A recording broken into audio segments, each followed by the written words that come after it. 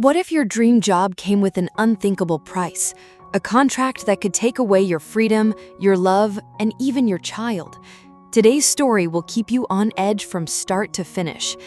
Before we begin, make sure to subscribe to Find Frames and turn on the bell notification because your support keeps this channel alive.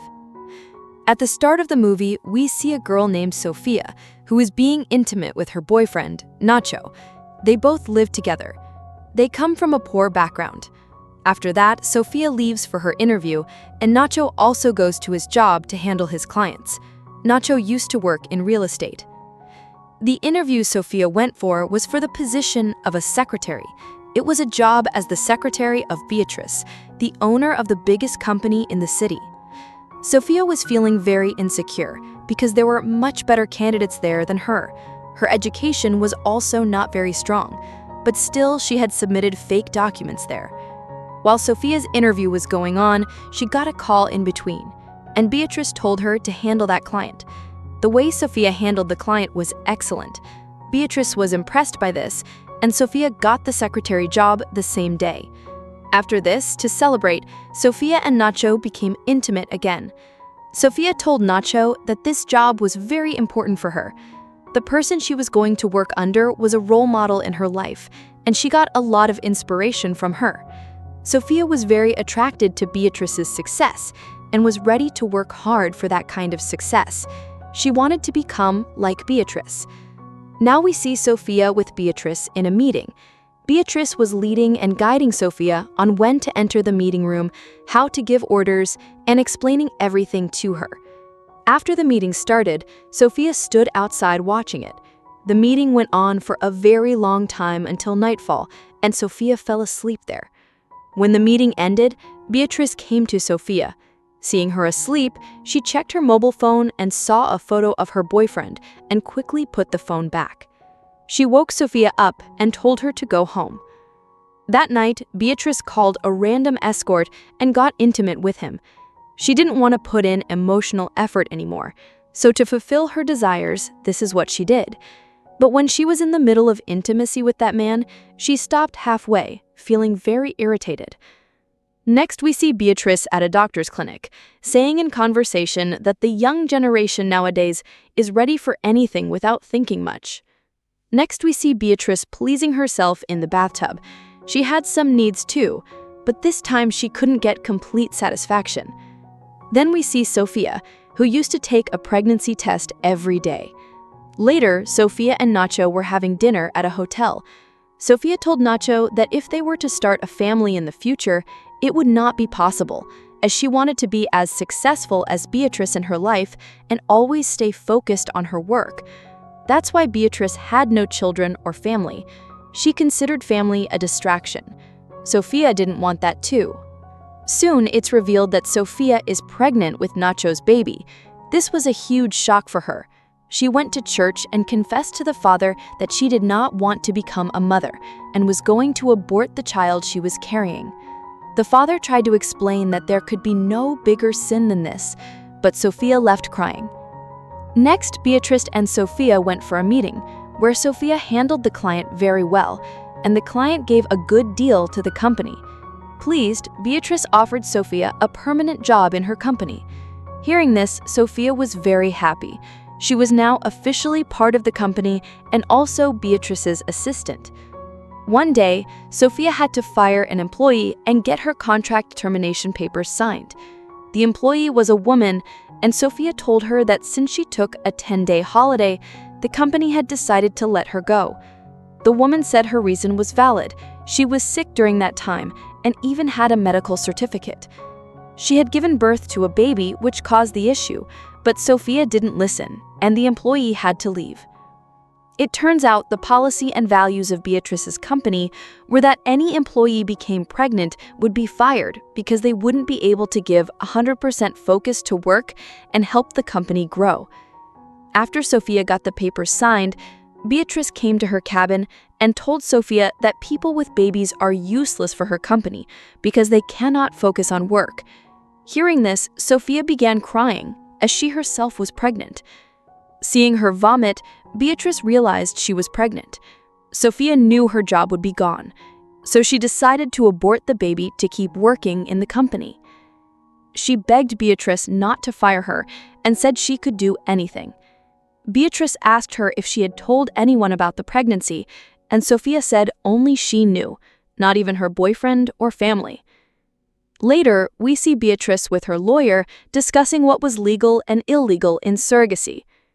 The lawyer asked why she wanted to know, and Beatrice said she wanted to be a mother but didn't want to get married. She had an assistant named Sophia who was pregnant and wanted to abort the baby due to fear of losing her job. Beatrice wanted to adopt that baby. She talked to Sophia and said she wanted to adopt her baby, which would benefit both of them. Sophia would keep her job, and Beatrice would become a mother. Initially, Sophia didn't like the idea. She feared she might be fired later, especially since she had used fake documents to join the company, a crime that could land her in jail. But she thought that if she wanted to move ahead in life, she'd have to take hard decisions. Finally, Sophia agreed to give the baby to Beatrice. Beatrice told her she would have to stay with her for the remaining months of the pregnancy, and no one else should know about it. Beatrice wanted to take complete care of her and give her the best facilities during pregnancy. Sophia agreed and signed the surrogate mother agreement, officially becoming a surrogate mother.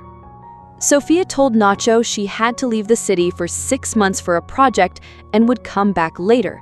She lied, saying she got promoted to assistant manager and her salary had doubled, which was partially true because she was also being paid a large amount to be a surrogate.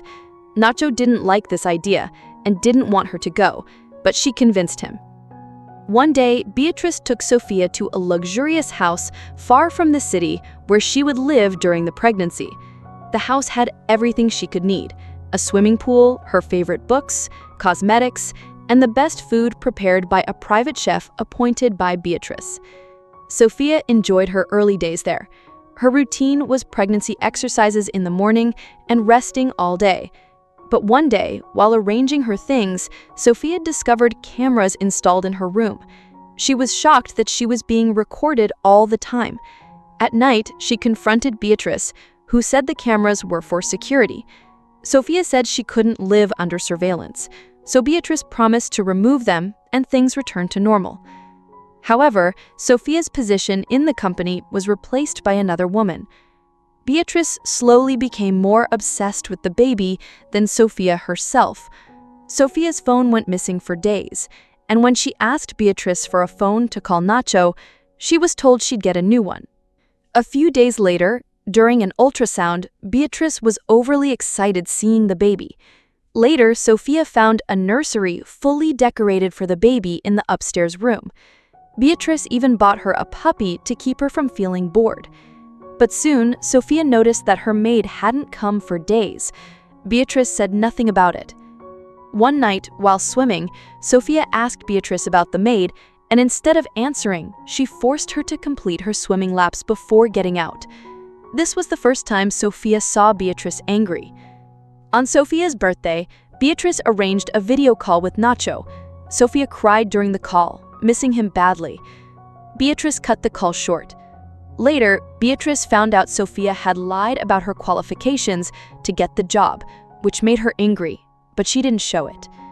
Sophia then tried to escape, but was caught by Beatrice, who emotionally manipulated her to stay. Later, when Sophia tried escaping again by climbing the fence, she was electrocuted because the fence was electrified. Meanwhile, Nacho realized he truly loved Sophia and went to her office to find her address. When Beatrice found out Nacho was coming to the bungalow, she left her work and drove there. Nacho spoke to Sophia through the gate camera, and Sophia told him to call the police. But before he could, Beatrice crashed her car into his, killing him instantly. Back at home, Beatrice acted as if nothing happened, telling Sophia that Nacho never came. Soon, Sophia learned she had to visit the clinic for an ultrasound. That night, Sophia attacked Beatrice from behind with a wooden piece and tied her to a pillar, torturing her for the locker password. Sophia took the money from the locker, told Beatrice not to follow her or she would expose the contract, and left with her puppy. Beatrice attacked her from behind, leading to a fight between the two. In the final scene, we see Sophia returning home. Her water breaks, it's time for delivery, and she gives birth right there. The movie ends here. If you enjoyed this breakdown, don't forget to like the video, drop a comment on your thoughts, and subscribe to Find Frames.